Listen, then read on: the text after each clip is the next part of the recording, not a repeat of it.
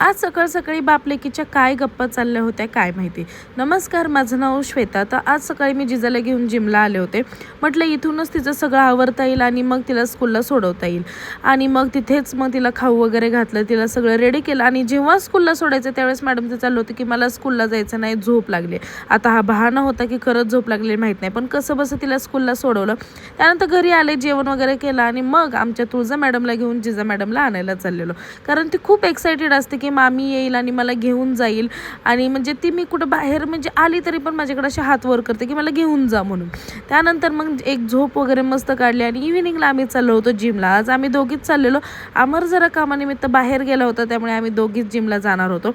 मी जिममध्ये माझं काम करत बसले आणि या मॅडम बघा कशा म्हातारी बाईसारख्या गप्पा मारत बसले होत्या काकूंसोबत. तिला नुसतं काकूंकडे जायचंच असतं की मम्मा मी जाऊ का गं, प्लीज प्लीज. आणि मग ती तिथे गेले की मला CCTVतून तिच्याकडे लक्ष ठेवावं लागतं. आणि आज आमच्या जिममध्ये खास व्यक्तिमत्व आलं होतं जिम जॉईन करण्यासाठी. तुम्ही या व्यक्तीला तर सगळेजण ओळखतच असाल. ही आहे सुंदरी, म्हणजे संध्या शिशुपाल.